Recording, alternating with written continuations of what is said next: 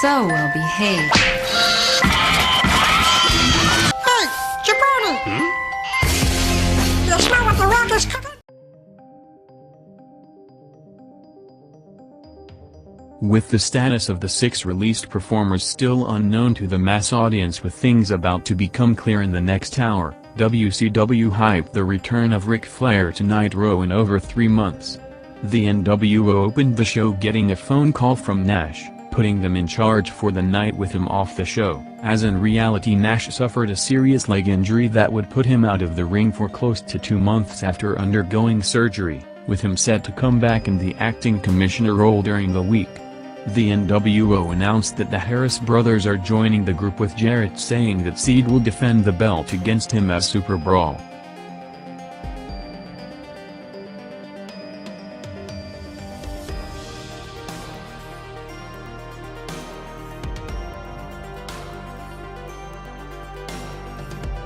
WCW had David Flair and Crowbar against Big Vito and Johnny in a wild street fight, starting the match backstage with them attacking Flair and Crowbar during an interview, including going outside the building with Vito taking a backdrop to the snow, going 7 minutes with some good spots in the ring. After being called out by Lex Luger in the last 2 weeks, WCW hyped the response from Hulk Hogan for this week on Thunder, where he will officially announce his return date to the company, with the original talks about date on February 14th on a night where Raw will be preempted, which would give WCW an opportunity to draw a bigger than usual audience going unopposed.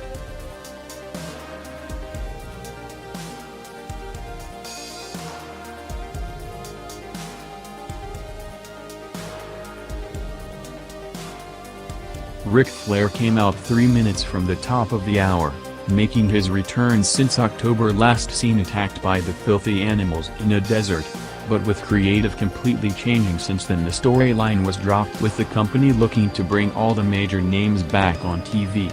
Flair came out to a big ovation, cutting a semi-heel promo with the crowd completely no-selling it and continuing to cheer him even louder. Flair said that management called to ask him to be the new WCW commissioner, with him referring to himself as a future governor with potential plans to run in Carolina. Flair responded to them asking why would they want the greatest wrestler ever to be the commissioner, before saying that he agreed to come back tonight on the right deal to get the company back up and rolling again.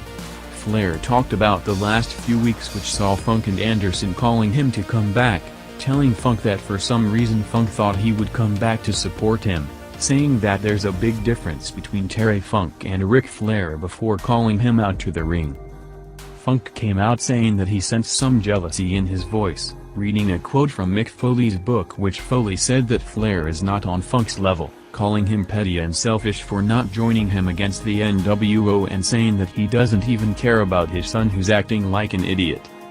Flair responded laughing, saying that Foley hasn't been watching television in the last 27 years, as he was on top from Starrcade to WrestleMania and back to Starrcade, telling Funk that he has more world titles than he has cows in his ranch, before ending the hot 17-minute segment in a brawl.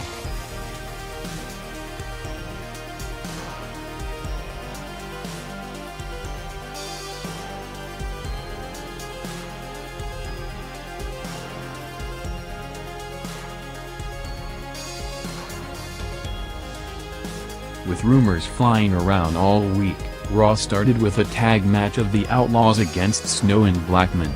What seemed like a normal opener was turned a minute in, as the WCW group of Benoit, Guerrero, Malenko and Saturn shockingly came through the crowd, sitting in the front row to signal their official debut with the company and end all rumors of work and shoot stories. JR, who signed the group a few days earlier, sold big with the idea that he doesn't know what they are here for, and there are rumors of them negotiating with ECW and Japanese promotions, saying that they're not signed any contract that he's aware of, while putting them over big as big-time free agents who walked out on their former employers, while not mentioning the WCW name. Road Dogg took the first shot at Chris Benoit, who was not mentioned as the unofficial reigning WCW champion, leading to the group jumping to the ring to a big reaction to lay out the Outlaws with their signature moves. The debut was explained as Mick Foley inviting them to the show to get them signed with the company, while taking shots at WCW asking Eddie how it felt like to see a paying sold-out crowd in the building.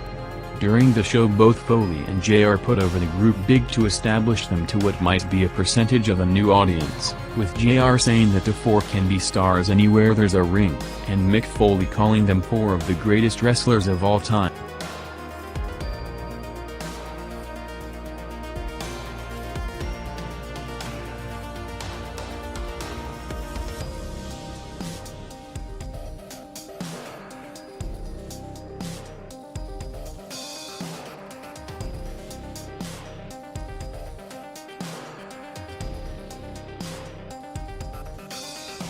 After the Flair and Funk segment ended, Raw jumped over 1.1 million viewers in the second quarter to get back in the 6 rating range, with Kurt Angle coming out in front of an hometown crowd saying that finally the Olympic hero has come back to Pittsburgh, hyping his match with Rock tonight as People's Champion versus Olympic Champion, in perhaps the highest profile match of his career so far.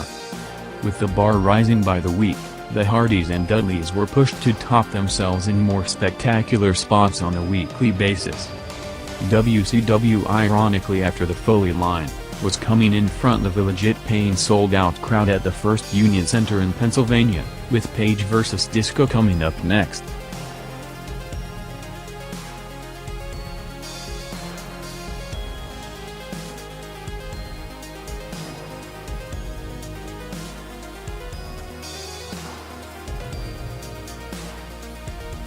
Foley continued to introduce the Radicalz to the roster, including them attacking the Mean Street Posse backstage.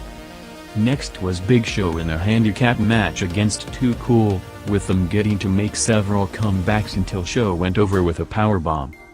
Rock then showed up on screen, mocking Show's new haircut and his complaints about the Rumble match, before turning to the upcoming match with Kurt Angle, saying that he's going to win a gold medal of his own by laying the smackdown on Kurt Angle all over Pittsburgh, setting up to be next in an unusual time slot against the WCW main event in a rare Rock match in the first hour.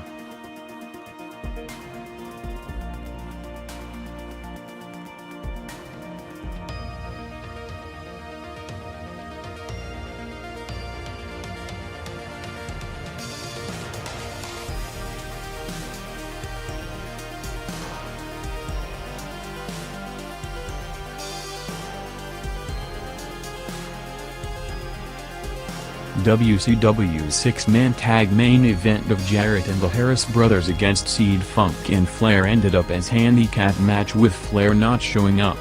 The show then went less than 2 minutes in the overrun and gained around 800,000 viewers for the duration of it, which saw Flair ran into attack Funk and Jarrett, pinning Seed with a guitar shot to close the show.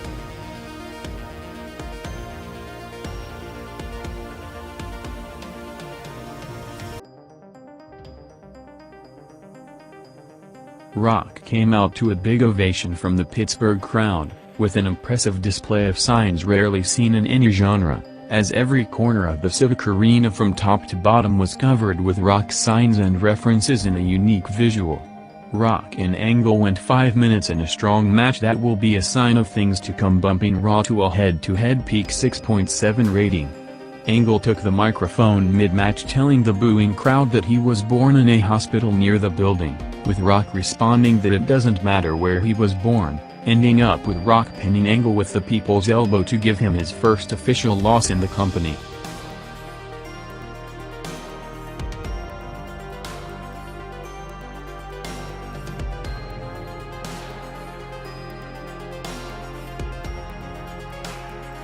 After getting attacked by the Radicalz, the Mean Street Posse went to the Acolytes for help, offering them money for protection in what will be the start of the APA run, with Bradshaw then coming out with the idea officially naming them the Acolytes Protection Agency.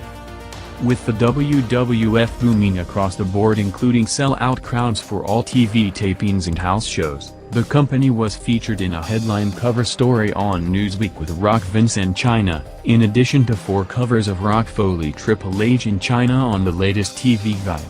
SmackDown on Thursday, headlined by Rock vs. Rikishi, ended up drawing SmackDown's highest ever number with a 5.4 rating, with JR and King mentioning the record viewership, with the show also going up against President Clinton's State of the Union address. Raw's second hour opened with Chris Jericho vs. X-Pac, with Torian China in each corner for the match.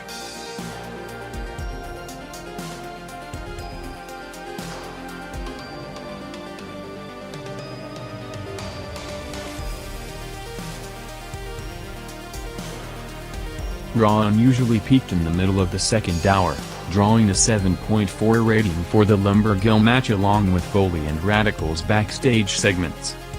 The company bought 3 Super Bowl commercial spots, with one of them, which saw Godfather and Val Venis gimmicks imitations in a nursing home, was reportedly rejected by ABC and didn't air on the broadcast, with JR then telling them to get a sense of humor. The company hyped airing all 3 commercials on the show, including the talked about one, with the most memorable being babies dressed in characters' gimmick attires. In addition to the commercials, the company went back to last year's successful concept of the Halftime HeAT special on the USA Network, this time airing highlights from the Rumble pay-per-view, with the main feature being Steve Austin's first interview since the neck surgery, with JR flying to Texas to interview him at his house in one of the most personal interviews in Austin's career. Still wearing a neck brace for stabilization, Austin opened up about his relationship with Deborah, saying that there's nothing like performing in front of sold-out crowds and top main events, and that he expects to be back in 3 to 4 months.